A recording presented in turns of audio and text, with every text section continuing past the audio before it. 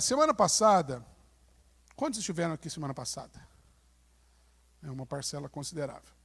Semana passada a gente meditou em 2 Samuel, capítulos 11 e 12, aquela trágica história de Davi com Batseba. Lembra daquela história? O adultério, o assassinato, a morte da criança, o confronto do profeta Natã. Depois você dá uma lida na sua casa, capítulos 11 e 12 de 2 Samuel. E tem um texto, um versículo, talvez se você puder aí, só para a gente fazer o link. Se você quiser estar com a sua Bíblia aberta aí, abra a sua Bíblia lá em 2 Samuel, capítulo 12. A gente meditou nos capítulos 11 e 12.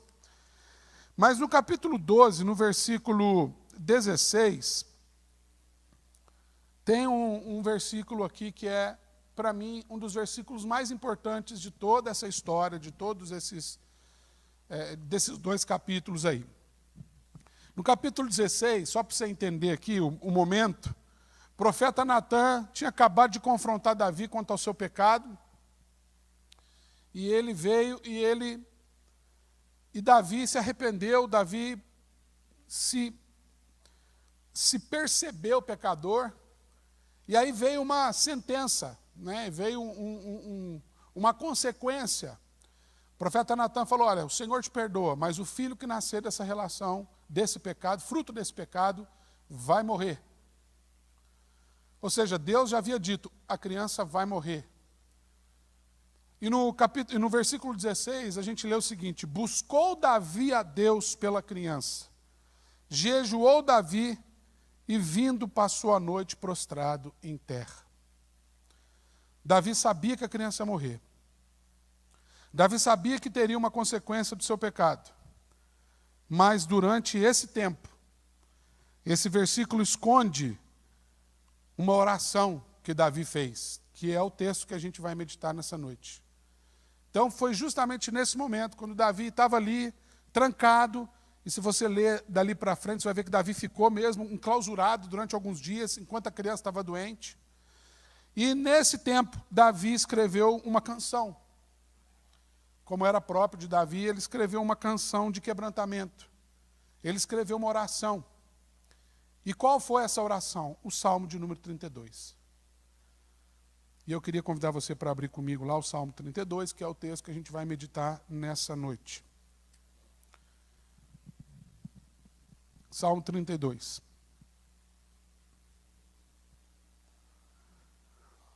A oração que Davi fez naqueles dias.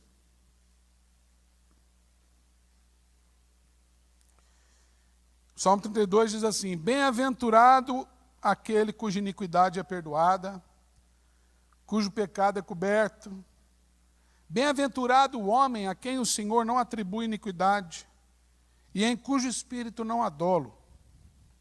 Enquanto calei os meus lábios, envelheceram os meus ossos, pelos meus constantes gemidos todo dia. Porque a tua mão pesava dia e noite sobre mim, e o meu vigor se tornou em sequidão de estio. Confessei-te o meu pecado, e a minha iniquidade não mais ocultei. Disse, confessarei ao Senhor as minhas transgressões, e tu perdoaste a iniquidade do meu pecado. Sendo assim, todo homem piedoso te fará súplicas em tempo de poder encontrar-te. Com efeito, quando transbordarem muitas águas, não o atingirão. Tu és o meu esconderijo, tu me preservas da tribulação, e me cercas de alegres cantos de livramento. Instruir-te-ei, e te ensinarei o caminho que deves seguir. E sob as minhas vistas te darei conselho.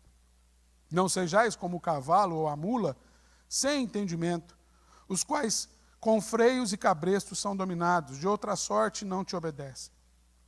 Muito sofrimento terá de curtir o ímpio, mas o que confia no Senhor, a misericórdia o assistirá. Alegrai-vos no Senhor. Outra vez digo, estou confundindo o salmo. Alegrai-vos no Senhor e regozijai-vos, ó justos. Exultai vós todos que sois retos de coração. Senhor, nós acabamos de ler a tua palavra. E a tua palavra, como a gente tem testemunhado, ela é poderosa, Senhor.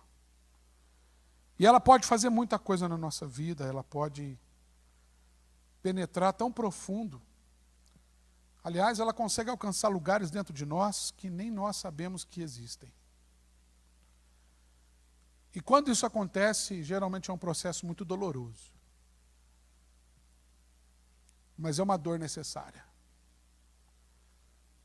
E essa noite eu quero pedir ao Senhor que venha penetrar profundamente a nossa alma com a Tua palavra. Vem sobre nós, Senhor. Queremos sentir essa dor. Queremos sentir a Tua mão pesando sobre nós. Eu quero isso. Eu sei que é difícil, que é doloroso, confronto com a verdade. Mas só a verdade nos revela quem Tu és, porque Tu és a verdade. Por favor, fala conosco, em nome de Jesus. Amém? Graças a Deus. Tema para a nossa meditação nessa noite, em sequência do que a gente estudou no sábado, que a gente meditou aqui no sábado passado, é a terapia da restauração. A terapia da restauração. Jesus, quando estava diante da mesa da Santa Ceia, ele estava num momento festivo. É importante a gente lembrar disso. Aliás, quero abrir logo de cara o primeiro parêntese. Às vezes a gente confunde um pouco as coisas por conta de um costume litúrgico. Eu tenho dito isso e talvez eu seja assim um ponto fora da casa dentro da teologia reformada, especialmente dentro dos costumes. E você que acompanha o grupo nosso grupo já viu isso essa semana. Mas eu não ligo para isso não. Eu acho que às vezes a gente não entende alguns momentos de Jesus e a gente se cerca de preciosismo. A Páscoa não era um momento fúnebre. O Pessar, uma festa judaica, era um momento de celebração, porque ele era uma festa instituída por Deus para lembrar o seu povo da passagem do anjo. Pessar é justamente passagem, né? A passagem do anjo por sobre o Egito, aquela última praga, onde todos os primogênitos, tanto humanos quanto animais, tudo que era primogênito morreu naquela madrugada, e aquelas casas cujos umbrais haviam sido marcados pelo sangue de um cordeiro imolado, os primogênitos que habitavam dentro daquelas casas foram preservados. E essa foi a última praga que fez com que o faraó dissesse, pelo amor de Deus, vaza daqui Moisés com esse povo, porque eu não tenho como lidar com esse Deus. Então é uma festa que lembrava, sim, um momento terrível, mas sobretudo no que tange o povo de Israel, um momento memorável, um momento alegre, um momento de libertação. E cada vez que o povo celebrava a Páscoa, o povo se alegrava muito, e era a festa da Páscoa. Jesus morreu na festa da Páscoa. E era Páscoa quando ele estava sentado com seus discípulos e ele instituiu a Eucaristia dentro da nossa tradição cristã. A Santa Ceia é um momento litúrgico que celebra a alegria. Mas você já viu como é que a gente celebra a Santa Ceia? Um silêncio desgraçado, um negócio meio parece que tem um defunto aqui, e não o corpo e o sangue de Jesus, e não a comunhão. É um negócio meio... Eu tenho dificuldade de entender isso. Né? Por mim, a gente fazia a Santa Ceia assim, com danços e palmas, e com tamborins, fazendo uma arruaça toda, porque nós estamos lembrando do sangue que nos libertou do império das trevas, e nos transportou para o reino do Filho do seu amor. Nós estamos falando de salvação, gente. E eu queria começar essa meditação nessa noite lembrando você que se a salvação não é algo que causa em você uma alegria extrema, você não entendeu o que significa a salvação. E é justamente porque nós não entendemos o que significa a salvação que o Eterno permite que a gente passe por situações como Davi passou. Porque, infelizmente, pedagogicamente falando, às vezes nós precisamos sentir na própria carne a perca de algumas coisas Sentimento esse que o próprio Deus sentiu ao entregar o seu único filho, para a gente entender a profundidade da salvação. E o método que Deus encontrou pedagogicamente para poder ensinar a gente é uma coisa chamada pecado. É importante a gente fazer um passeio lá para Gênesis para lembrar uma frase do próprio Eterno quando falou para Adão e Eva acerca do fruto do conhecimento do bem e do mal, quando ele disse assim, não tome do fruto do conhecimento do bem e do mal, e não tome por quê? Porque nunca foi o desejo de Deus que nós conhecêssemos o mal, muito embora, pedagogicamente falando, dentro da nossa capacidade cognitiva de entendimento da profundidade do amor de Deus, ele fala, não tome desse fruto, por quê? Em hebraico a expressão é muito clara também, não é só no português, que é uma das piores traduções que existe da Bíblia, mas a gente encontra exatamente essa expressão no texto original, porque no dia,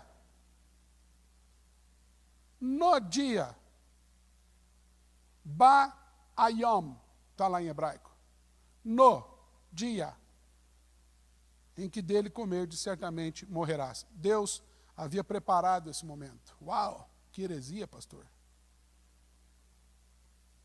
Assim como Deus, de alguma forma soberana, que só Ele no conselho da sua vontade, que Paulo diz lá em Romanos 11, 33, de 30 a 33, aliás, de 33 a 36, alguma coisa assim, eu não sei se é 3 para lá ou se é 3 para cá. Mas ele 30 e 33, ele diz que dele, por meio dele, para ele são todas as coisas. E o que são todas? Todas é uma palavra absoluta, a gente precisa entender isso.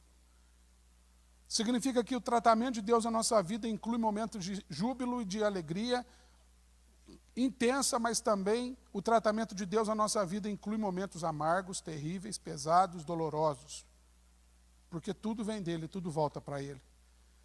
E Deus tem somente um objetivo em tudo que ele faz, desde o começo. O objetivo de Deus é a sua redenção. O objetivo de Deus é a transformação da sua vida. Ou como disse Paulo, transformação do seu entendimento. Romanos 12, versículos 1 e 2. Paulo faz um rogo, um clamor, uma oração. E ele faz essa oração, ele começa dizendo, pela misericórdia de Deus, que o corpo, a palavra corpo ali, ela não é implicação do corpo físico, mas da igreja. Que o corpo seja apresentado como sacrifício vivo, santo e agradável a Deus, em forma de culto racional. E ele diz no versículo 2, transformai-vos pela renovação do vosso entendimento, da vossa mente, com um único propósito. Você se lembra o restante do versículo? Para que experimenteis, pode falar. Qual é a boa, perfeita e agradável vontade de Deus? Como a gente entende que é possível conhecer uma vontade boa, perfeita e agradável através do caminho do sofrimento? Como? Talvez essa seja a pergunta de muitos de nós quando a gente passa por uma situação. Como? Como entender um Deus que me ama? Como entender um Deus que é bom, que é perfeito no caminho do sofrimento? Essa era a questão de Davi. Essa era a questão de Davi. Porque quando Natan confrontou, Davi falou, eu pequei contra o Senhor, a resposta de Natan foi simples, o Senhor te perdoou. E ele disse, mas o filho que nascer desse pecado, fruto desse pecado, vai morrer. O que eu quero dizer com você é que essa oração, quero dizer para você que essa oração que Davi fez, no Salmo 32, é uma oração diferente. Não é uma oração trivial. Por que isso? Porque o contexto leva a gente a pensar numa circunstância diferente. Se você prestou bem atenção, talvez o comportamento mais sensato de Davi fosse sentar e esperar. Ele tinha a palavra do profeta.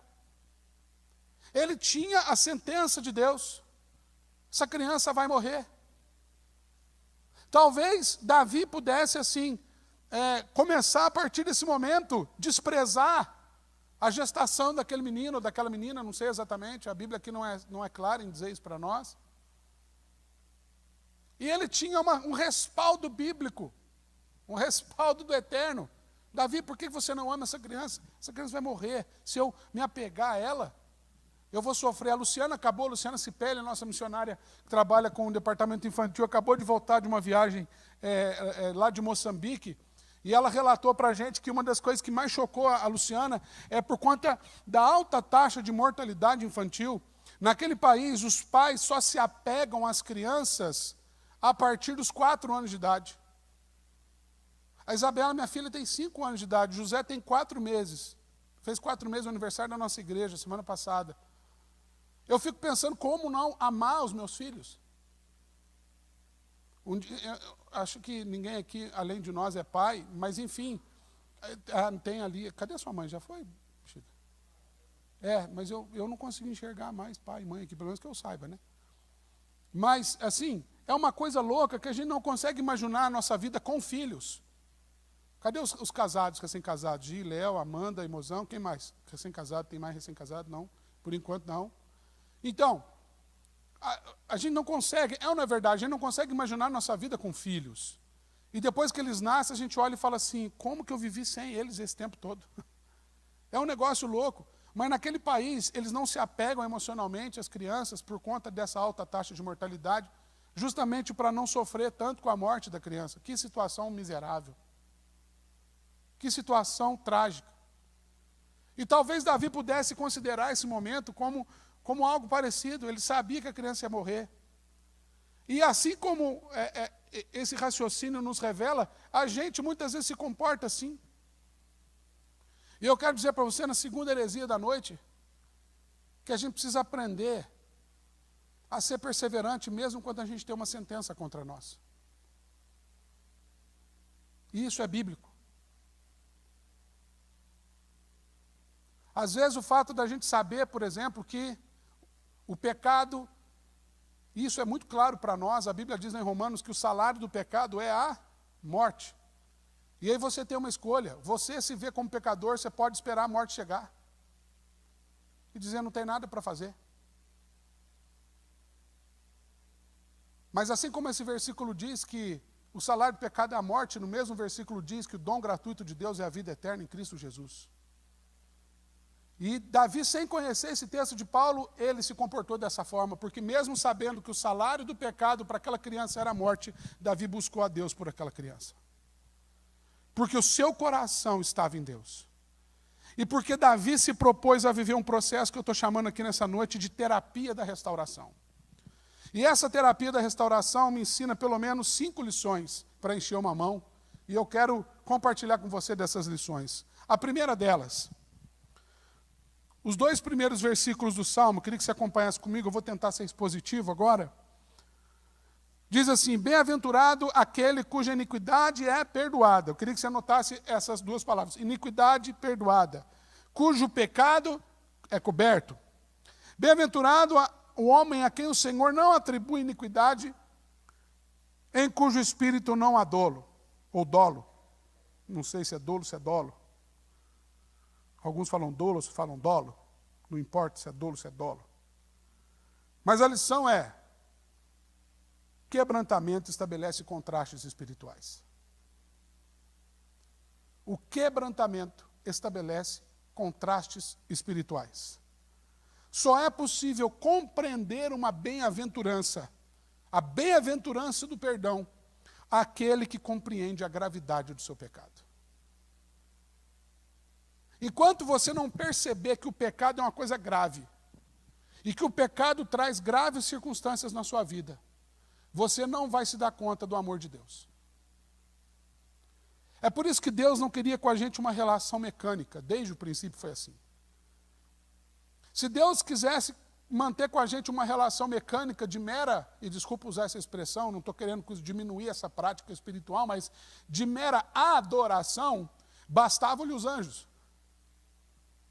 Mas Deus quis se relacionar com alguém em quem ele se percebesse nesse alguém.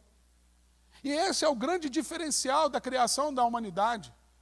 A Bíblia usa 2 palavras fortíssimas. A Bíblia diz que Deus nos fez como o seu semelhante. E usa uma palavra que para nós, para dar entendimento do que significa, ele usa a palavra, Deus fez o homem à sua imagem. Isso para nós lembra muito a ideia de espelho. muito embora não existisse naquela época, mas Deus está usando, Moisés está usando aqui uma linguagem que traduz a intenção profunda de Deus em criar a humanidade, sobretudo a intenção de Deus em se revelar para essa humanidade. Mas Deus sabia nesse momento que era necessário contraste, por isso ele plantou uma árvore de conhecimento do bem e do mal, mesmo criando a humanidade com a prerrogativa de conhecer o bem e de não saber lidar com o mal. É porque é justamente no mal que Deus revela o quanto ele é bom. Mas para a gente provar isso, a gente precisa viver a experiência do quebrantamento. Porque desgraça e bem-aventurança andam juntos, queridos.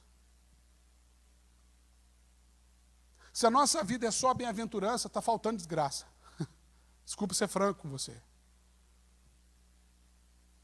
Uma criança, por exemplo, que é educada somente conhecendo bem-aventurança, quando tem que enfrentar uma desgraça na vida, ela não sabe o que fazer.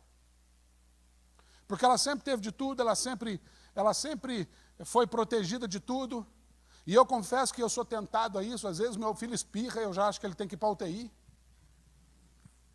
Eu sou extremamente idólatra em relação ao meu filho, e Deus sabe disso. O quanto eu sofro com isso. Aos meus filhos, na verdade, e a minha esposa também.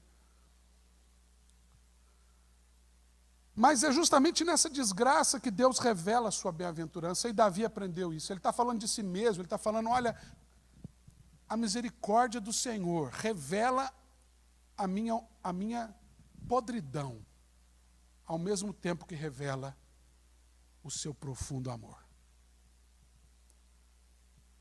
E a gente precisa entender que isso é algo necessário na nossa relação com Deus. Quando foi a última vez que você sentiu esse contraste na sua vida? Uma das coisas que mais me desespera é quando eu começo a tratar o pecado como se fosse qualquer coisa.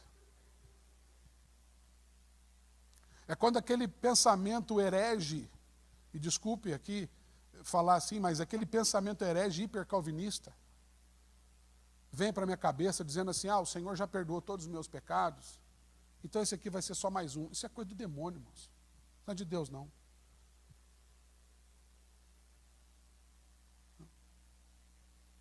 E talvez você vá entender isso quando você for pai. Eu volto a usar o exemplo dos meus filhos. Todas as vezes que a minha filha, o José ainda não faz isso, graças a Deus, mas todas as vezes que a minha filha faz algo errado, ela sabe que eu vou perdoar, mas ela me magoa todas as vezes. Todas as vezes eu fico irado com ela. E eu sinto vontade de dar uma coça nela. Dependendo do que ela faz, então, eu fico desgovernado. Ela sabe. Ela conhece o meu caráter, ela conhece o meu amor. Desde que ela nasceu, ela conhece o meu amor. Ela sabe o quanto eu a amo. O que ela não sabe é o quanto me fere quando ela me desobedece. Ou quando ela faz algo que é prejudicial para ela mesma, que ela não sabe, que eu sei o quanto aquilo pode prejudicá-la. É lógico, a gente está falando de Deus. O sentimento é muito mais profundo que esse, mas Deus sente isso no coração dele todas as vezes que a gente peca. E o problema disso é que a gente não percebe os contrastes do amor de Deus, então não há quebrantamento. Falta de quebrantamento na vida é falta de entendimento dessa polaridade, desgraça e bem-aventurança. Você precisa entender a profundidade da sua desgraça para provar da profundidade da bem-aventurança. Número 2, preciso de água. Número 2.1. Aqui, está na mão. Obrigado, Zé. Servo do Altíssimo. Muito obrigado. Desculpa, Zé. Número 2, versículo 3 diz assim: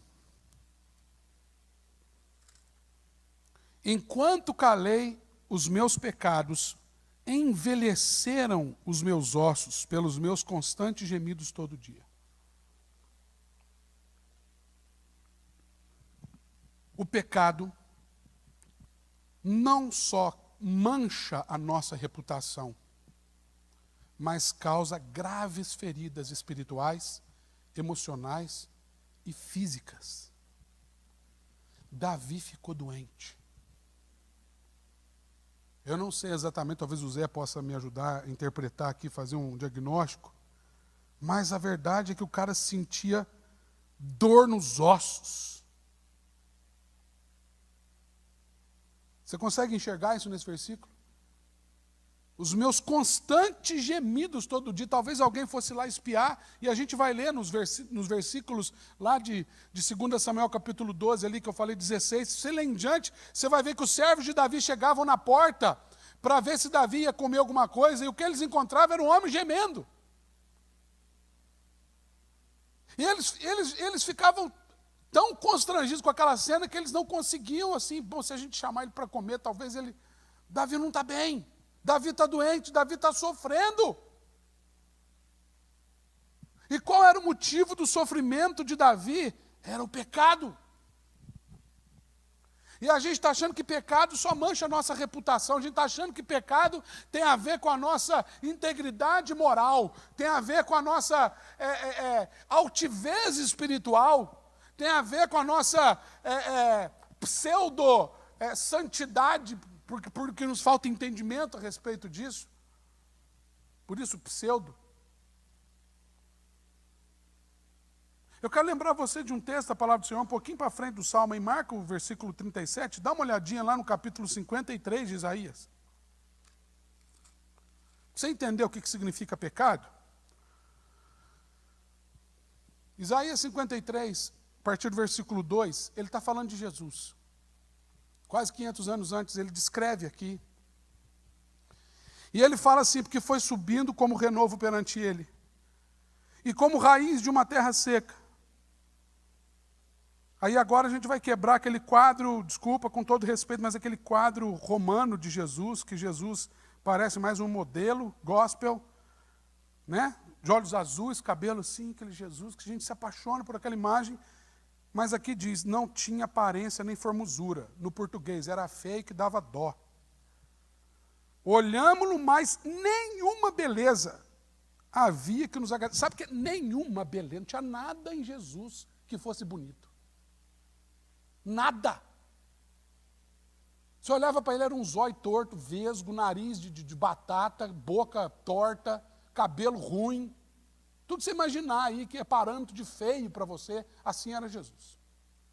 Quem está falando isso é a Bíblia. Era desprezado, sofria bullying. O mais rejeitado entre os homens. Homem de dores e que sabe o que é padecer.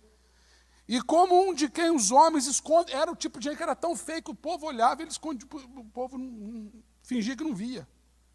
De quem os homens escondem o rosto, era desprezado, e dele não fizemos caso. Olha agora, certamente ele tomou sobre si as nossas enfermidades, as nossas dores levou sobre si.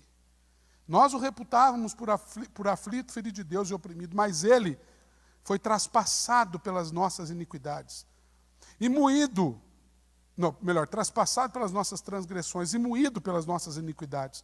O castigo que nos traz a paz estava sobre ele, pelas suas pisaduras fomos sarados.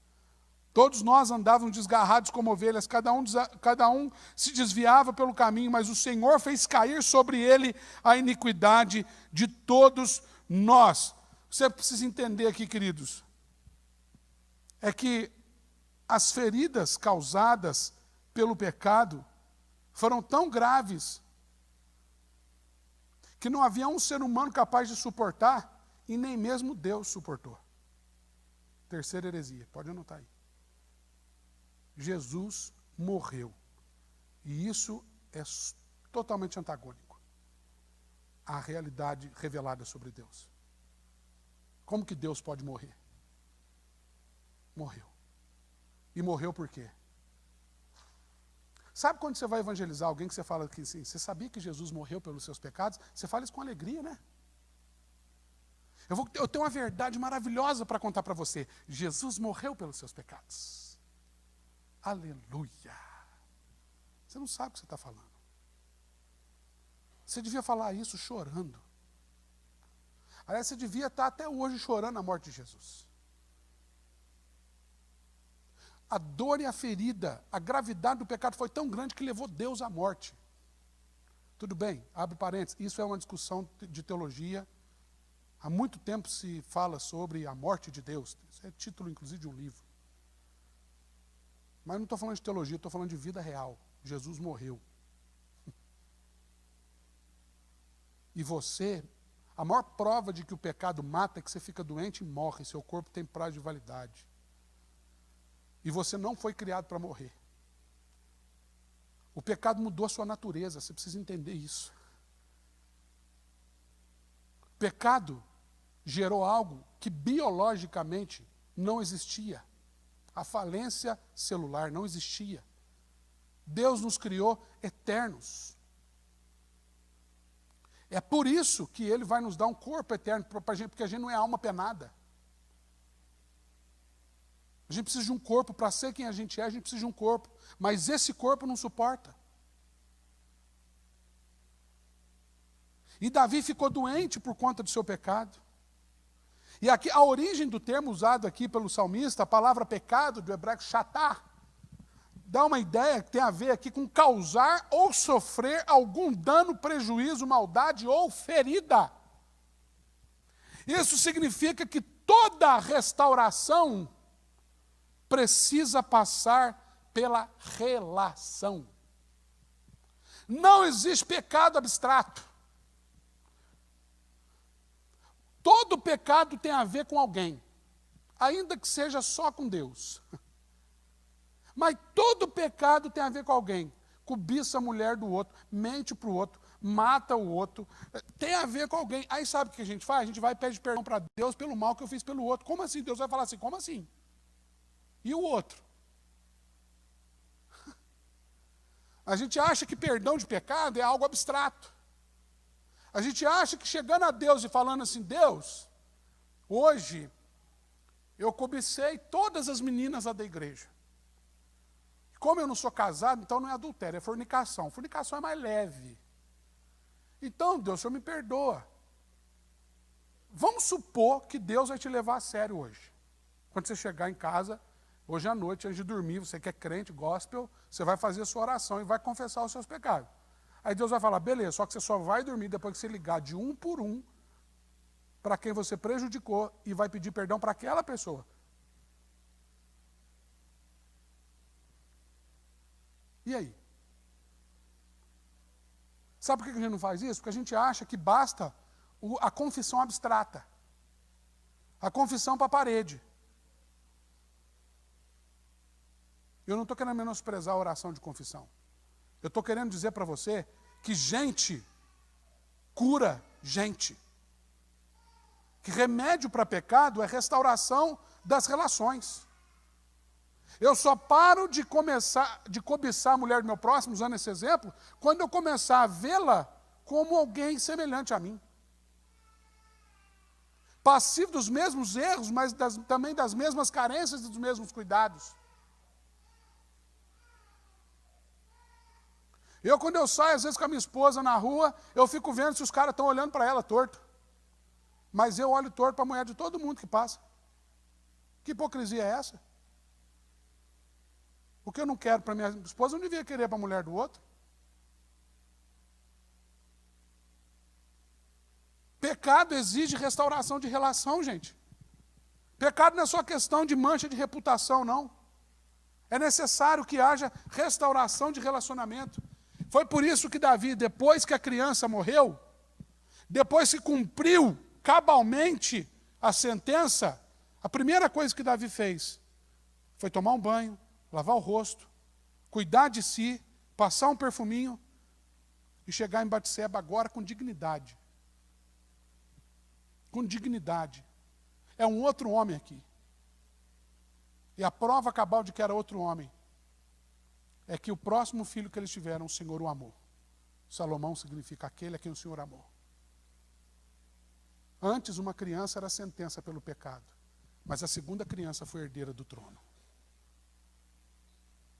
Porque se levantou dali um homem disposto a cuidar daquela mulher com dignidade, e não como uma prostituta, como foi da primeira vez. A gente precisa entender isso no pecado, queridos. Quarta lição. Não. Terceira lição. Perdão.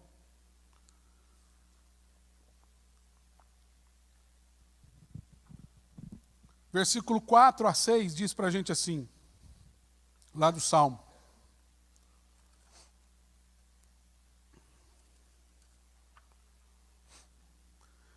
Porque a tua mão pesava dia e noite sobre mim, o meu vigor se tornou em sequidão de chio.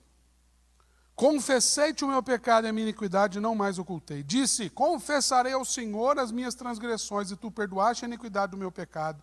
Sendo assim, todo homem piedoso te fará súplicas em tempo de poder encontrar-te. Com efeito, quando transbordarem as muitas águas, não o atingirão. Antes de qualquer coisa, esses versículos são um testemunho. Esses versículos são aquele ponto da nossa oração, quando a gente lembra o Senhor da palavra dele, sabe? Sabe quando a gente está orando, a gente vai lembrar a Deus, a palavra dele, a gente fala assim, Deus, a sua palavra, como diz lá, a gente dá o versículo e tal. Sabe aquele momento, a gente fala, Senhor, a sua palavra diz assim, que quando a gente confessa, o Senhor perdoa, lembra disso, Senhor. É mais ou menos isso, não está errado não, gente. Porque a gente não está lembrando a Deus, a gente está lembrando a gente mesmo. E Davi está lembrando, Senhor, eu confessei o meu pecado, a minha iniquidade não mais, a sua mão pesou sobre mim, Natan me visitou. A tua mão pesou sobre mim. E eu confessei o meu pecado, não ocultei a minha iniquidade. E a lição que a gente aprende aqui, queridos, é que é preciso entender que o peso da mão de Deus nos vulnerabiliza, mas nos amadurece. O peso da mão de Deus dói. Você consegue imaginar a cena? Voltando lá mais uma vez para o texto. Natan chegou, Davi, meu amigo, tudo bem? Ô Natan, bem-vindo aqui ao palácio. O que te traz aqui? Eu vim contar para você uma historinha. Você acredita que tinha um cara que era rico, tinha um tanto de cabritinha lá, cara. E chegou um viajante na casa dele, ele foi lá, e ele tinha um servo, esse cara que tinha um tanto de cabritinha, tinha um servo que tinha uma cabritinha, dormia com ele tratava como se fosse filha. Chegou um viajante lá, Davi prestando atenção, e já imaginando que mau caráter. E aí, Natan fala, cara, chegou lá um viajante, e aquele cara, aquele desgraçado, em vez de pegar uma daquelas cabritaiadas que ele tinha, ele foi lá e pegou justo a cabritinha daquele cara que tinha uma só, mandou matar e preparou uma janta. Quando ele terminou de falar isso, Davi falou assim, maldito! Esse cara deve morrer! Onde se viu uma coisa dessas? Não é isso que diz lá, irou-se sobremaneira, já viu isso? Davi ficou irado. E digo mais, ele vai restituir 4 vezes. E Natan sim, né? Uhum. Ele vai restituir 4 vezes, porque esse homem deve ser morto. Davi, você é esse cara. Uau. Tenta, talvez o Júnior possa me ajudar aqui a encenar o negócio. Foi mais ou menos assim, não foi, Júnior? Você que é ator? Eu estou certo ou estou errado? Foi assim, cara. E a gente às vezes lê o texto, e a gente acha que assim, Davi ficou irado. E disse, maldito.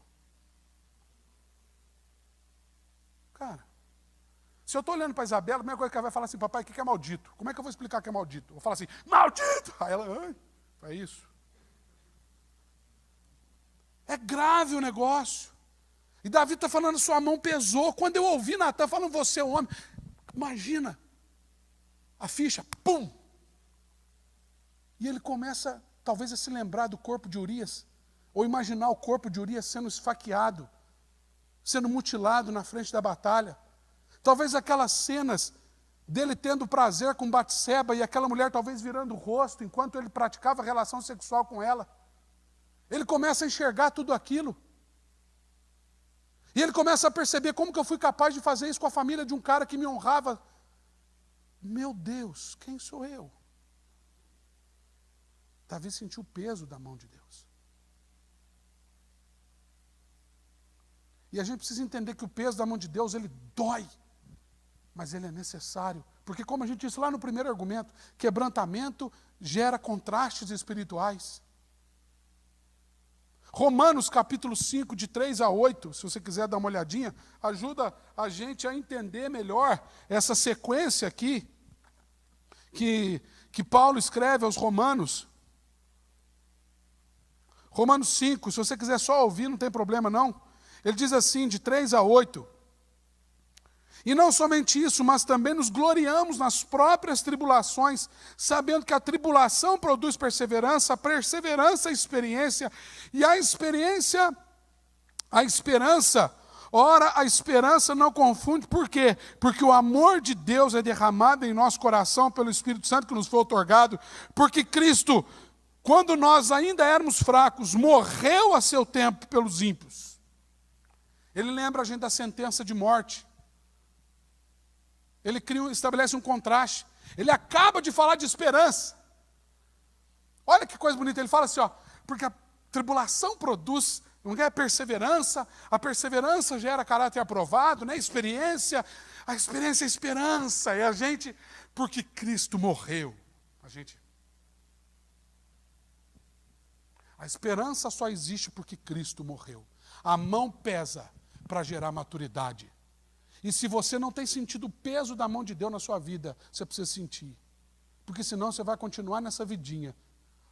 Se contentando somente com pedir perdão para Deus, abstratamente Deus fala, está tudo bem, você já perdoou.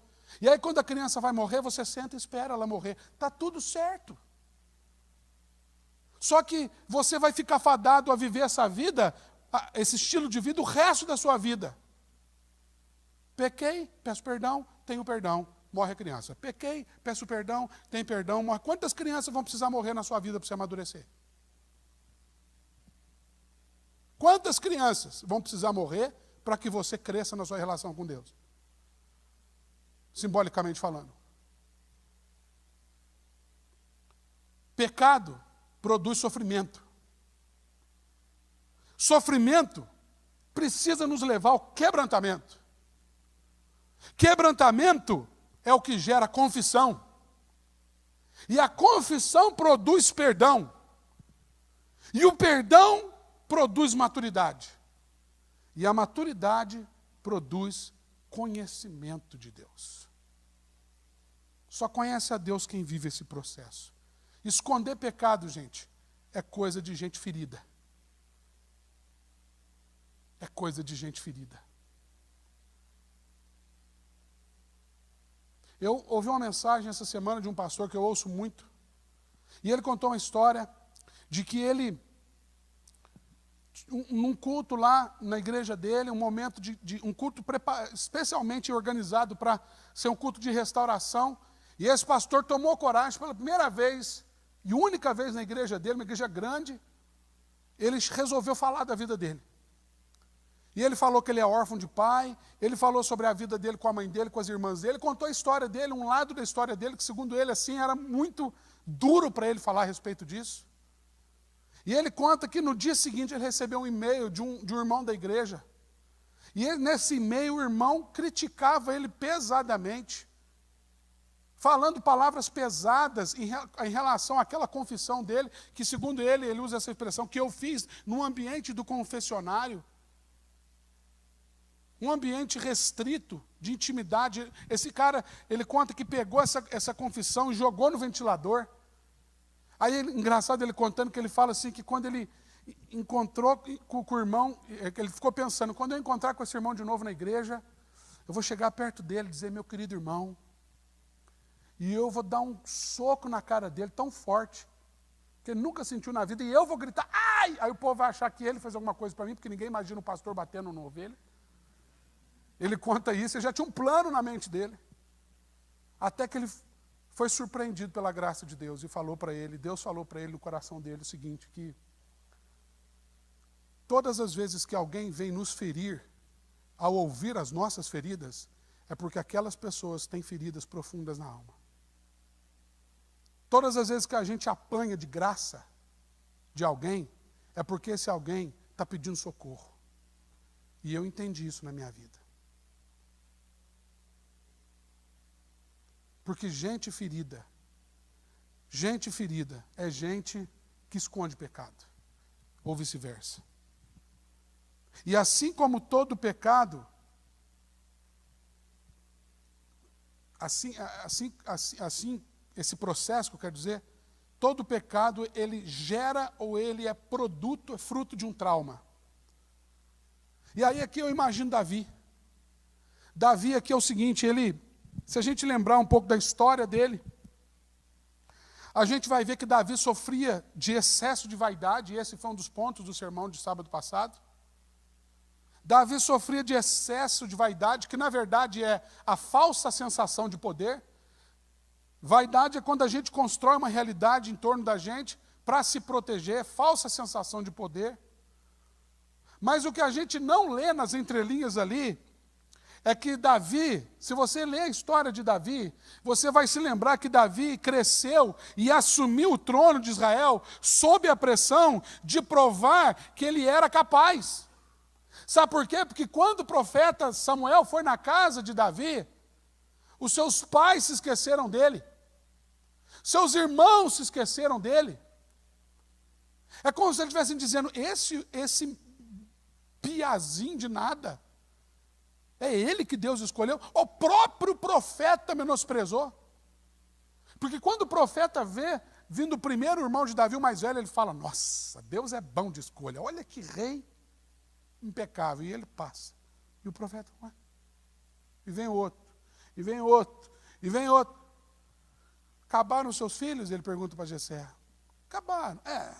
Mais ou menos, mas tem um quê? Não, tem um criança ainda, esse menino está lá cuidando das ovelhas. Aliás, abre um parênteses, quem devia estar cuidando das ovelhas era o mais velho. Davi era aquele menino que... Sabe o irmão caçula? Quem que é irmão caçula aqui? Fala a verdade. O irmão caçula sofre. É ou não é verdade? É verdade. Irmão caçula sofre. Pega não sei o que lá na cozinha para mim. Quebrou alguma coisa? Foi o irmão caçula. É ou não é? Eu sei porque eu sou o irmão mais velho, gente. Eu sou o irmão mais velho, entendeu? De 6 irmãos, eu sou o mais velho. Entendeu? E Davi sofreu isso. Você lembra Davi quando foi lá levar pão e queijo? Gente, Davi foi levar queijo para o povo lá na batalha com o grandão Golias. Quando Davi chegou lá, os irmãos dele falam assim, o que você está fazendo aqui, piá? Você veio aqui zombar da gente? Agora só porque é o reizinho, você agora é o reizinho de Israel. Aí veio aqui zombar da gente. Vai lá enfrentar o Golias, ô trouxa. E ele falou, vou mesmo. Não foi isso? Resumindo a história, foi isso. Davi cresceu sob essa pressão, gente. Davi foi esquecido, foi rejeitado, Davi foi ridicularizado pela sua esposa. Porque assim que ele vence o Golias, Saul havia prometido a sua filha Mical, para quem ele casa com Mical, e Mical começa a ver o comportamento de Davi, principalmente quando ele se alegrava. Davi, quando trouxe a arca para Israel, a Bíblia diz que ele ficou de sunguinha, né? Ficou lá, meio que quase pelado, dançando na presença de Deus. Tudo bem, não precisava ter ficado de sunguinha, mas ele está lá dançando, se alegrando na presença de Deus, enquanto Mical está falando assim, que ridículo. Gente, uma palavra terrível. Nunca fale ridículo para alguém. Eu não gosto que as pessoas... É uma das piores palavras que eu ouço, que me machuca. Ridículo. É pesada essa palavra. E ela falava, ridículo esse papel. Isso é papel de rei. Você parece sei lá, o que é uma gazela do campo silvestre. Tome jeito nessa vida. Ridicularizado. Tudo isso, queridos, brincadeiras à parte, tudo isso gera trauma. E traumas produzem feridas. E feridas levam a gente a se proteger uns dos outros. Você já parou para pensar que talvez a razão pela qual muita gente não consegue chegar perto de você, ou um pouquinho mais perto, é porque você é tão cheio de feridas, que você tem medo da pessoa relar na sua vida. Não abraça, não. Cheio de ferida. Machucado, tem gente assim. Foi por isso que Natan chegou com tanta sabedoria com Davi. Davi havia um homem. Se Natan chegasse metendo o pé na porta, ele morria. E ele tinha o poder, a autoridade para chegar lá e falar assim, Davi, você está pensando o que é Davi, seu vagabundo? Porque depois que ele conta a historinha, é isso que ele fala, né? Depois que ele fala assim, tu és um homem, e Davi, aí ele começa. Davi, você é um vagabundo, rapaz. Olha o que Deus te deu. Deus te tirou lá de trás das ovelhas, te trouxe para cá, te encheu de bens, de riqueza, de poder. E ele ainda diz assim, se faltasse alguma coisa, era só você pedir que Deus te dava. Você é um vagabundo. Mas antes disso ele fala assim, Davi, um homem tinha uma cordeirinha. Sabedoria, por quê? Pisando em ovos. Porque era um homem ferido. Porque pecado machuca. Porque a mão de Deus pesa. Mas é necessário, gente. Quarto e penúltimo lugar. E essa aqui foi um spoiler no Facebook. Que essa frase falou muito no meu coração. Essa semana, essa frase me acompanhou muito, que é maturidade. É aprender que fazer o que precisa ser feito é mais importante do que fazer o que você quer fazer. Maturidade é aprender que fazer o que precisa ser feito é mais importante do que fazer o que você quer fazer. Versículos 8 e 9 são a narrativa de um homem totalmente submisso. Ele diz assim, o texto diz assim, instruir-te-ei, agora é Deus falando com ele, instruir-te-ei e te ensinarei o caminho que deves seguir. E sob as minhas vistas te darei conselho. E ele usa aqui uma alegoria, não sejais como o cavalo ou a mula, sem entendimento, os quais com freios e cabrestos são dominados, de outra sorte não te obedecem. Esses dois versículos, queridos, eu quero revelar uma coisa para você, confessar uma coisa pessoal. No ano de 2000, no ano 2000, foi bem nos primeiros dias do ano 2000, a igreja onde eu fui convertido, eu tinha 3 anos de convertido, assim que fui convertido, eu fui para Jocum, eu vivi 2 anos na Jocum, era neófito ainda, novo na fé, mas logo já vivi uma experiência intensa com Deus, meu coração ardia pelos perdidos do centro de Belo Horizonte, trabalhava todos os dias com prostitutas, moradores de rua, e de repente a minha igreja ficou sem pastor. E eu recebi uma ligação do conselho da minha igreja que me mantinha em missões e pediu socorro, falou, a gente precisa de alguém aqui, nós não temos como contratar o pastor, o Vlad está doente, o Vlad precisa tratar do diabetes dele, o Vlad que foi pastor aqui, a primeira igreja que ele foi pastor foi a minha, e aí ele precisou ser afastado para ser cuidado, e a igreja me ligou e falou, você precisa vir assumir a igreja como evangelista. Eu falei, gente, eu tenho 3 anos de convertido, eu fui coroinha, fazedor de hoxa, roubador de moedinha de santo, galo de presépio, tudo isso, a minha caminhada, todo mundo me conhece na grande metrópole de Passa Quatro, de 15 mil habitantes. Como que eu volto agora, pastor da minha igreja? Acho que não tinha dado tempo nem do povo, meus amigos sabiam que eu era crente, porque assim que eu fui convertido, eu já fui para a missão, e agora, de repente, Davi volta pastor, como assim? Eu tinha 20 anos de idade, ele não tinha 20, eu tinha 19 ainda, eu fiz 20 em 2000. E eu me lembro que eu estava numa crise terrível na minha vida, eu queria voltar para Jocum, eu queria viver aquilo. E essa semana o Senhor trouxe à minha memória essa frase, que às vezes a gente precisa saber, aprender que tem coisa que precisa ser feita que é mais importante do que aquilo que a gente quer que seja feito. E na minha cidade tem uma cachoeira chamada Cachoeira da Gomeira, uma cachoeira de 50 metros de altura. Eu lembro que era de manhãzinha, eu peguei minha bicicleta, coloquei minha Bíblia, um caderninho embornado e fui pedalando sozinho até lá. E eu sentei no pé daquela cachoeira. Eu lembro como se fosse agora, eu sinto o cheiro das folhas. E eu meditei nessa palavra. E nesses 2 versículos o Senhor falou, você é pastor. Você não é missionário. E eu vou instruir você.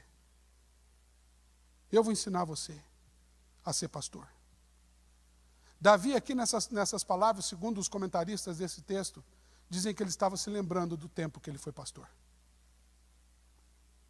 Quando ele diz instruir-te-ei, te ensinarei o caminho que deves andar, ele está se lembrando das noites que ele passou com medo, em tempestades, no deserto, sozinho, tendo que proteger as ovelhas do seu pai, porque era aquilo que ele precisava ser feito.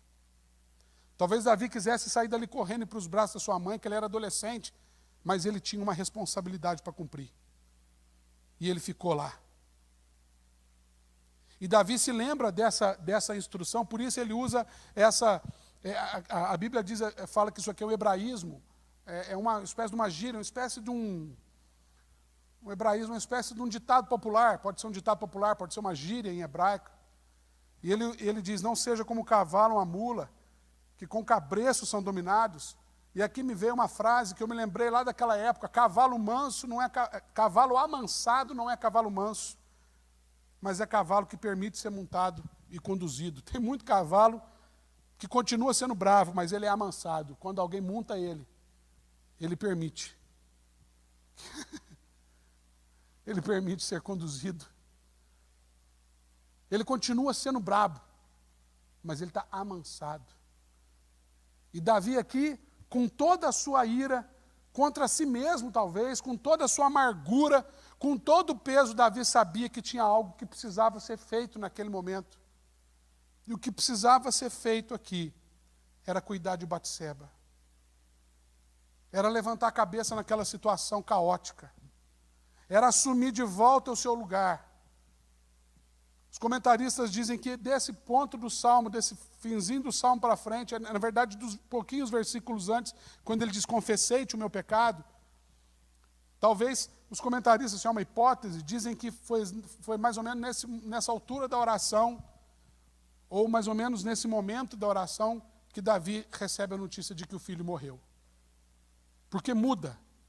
Até então a gente vê um cara buscando, procurando, quebrantado, e de repente a gente vê um homem se apropriando daquilo, tomando consciência. Um cavalo bravo, mas agora amansado, permitindo-se ser montado e conduzido pelo Senhor. Ele se lembra de como o Senhor o guiou, como o Senhor o conduziu durante todo esse tempo. E a gente termina com os versículos 10 e 11. Ele diz, muito sofrimento terá de curtir o ímpio, mas o que confia no Senhor, a misericórdia o assistirá.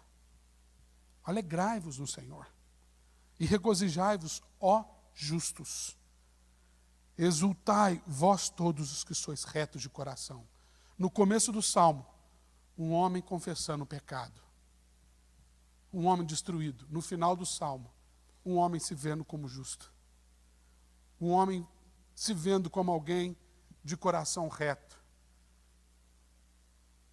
Como aquela pergunta que vem do Salmo, que eu não lembro qual é. Desculpe, que agora que me veio essa mente. Quem habitará na presença do Senhor? Acho que é o 21. Ou 19, não, 21. 19 não é, 21. Quem há de morar no seu santo lugar? Quem é aquele que vai voltar para a presença do Senhor com alegria? Não é o 21 também?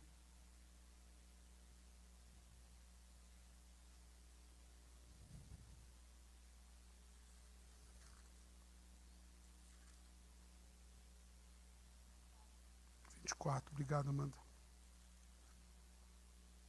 Isso. Quem subirá ao monte do Senhor? Quem há de permanecer no seu santo lugar? O que é limpo de mãos e puro de coração. Que não entrega a sua alma à falsidade. É um salmo de Davi também. Nem jura dolosamente. Esse obterá do Senhor a bênção e a justiça do Deus da salvação, da sua salvação. Tal é a geração dos que o buscam, dos que buscam a face do Deus de Jacó. O último ponto aqui, queridos, é que é preciso aprender a ser amigo do tempo e não vítima dele. Davi disse nos versículos finais, muito sofrimento terá de curtir o ímpio. Davi olha para a sua vida e fala assim, ainda bem que o tempo passou. Ainda bem que o tempo passou. Eu não aguentaria viver daquele jeito por muito tempo. Muito sofrimento terá de curtir o ímpio. Ele está olhando para a sua própria vida. Mas ele conclui dizendo, mas o que confia no Senhor, a misericórdia o assistirá. Note os tempos verbais. Davi usa sempre no futuro. Na verdade, aqui é um pretérito do futuro, terá de curtir. Ele está olhando conclusivamente. E depois ele fala no futuro: a misericórdia o assistirá. É alguém que viu o tempo passar. Alguém que provou o gosto amargo do pecado. O processo doloroso da terapia da restauração. Mas agora está de cabeça erguida e dizendo: a vida segue. Por isso ele termina dizendo: alegrai-vos no Senhor. Queridos, o sofrimento é inevitável, mas a vitimização não é inevitável. Você vai sofrer muito na vida. Escolher ser vítima do sofrimento está nas suas mãos. Você pode aprender com isso. Você pode se submeter a isso. Porque a misericórdia de Deus não é um antídoto contra o sofrimento. O fato de Deus ser misericordioso não anula o sofrimento. Mas a misericórdia de Deus é um poderoso instrumento de restauração da nossa alegria. Isso sim.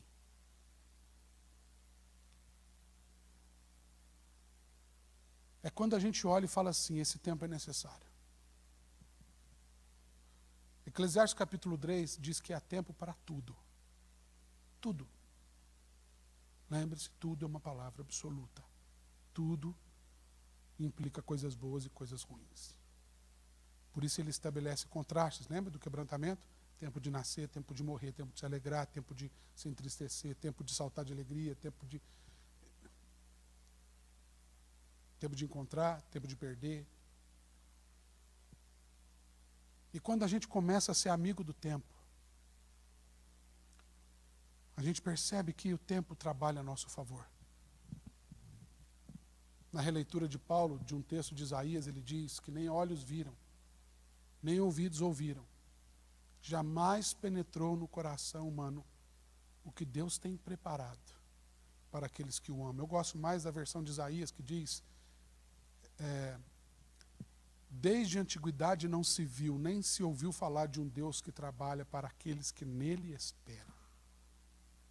Esperar é uma arte. Esperar sofrendo, pior ainda. Mas a consciência da misericórdia de Deus, que não é o antídoto para o sofrimento,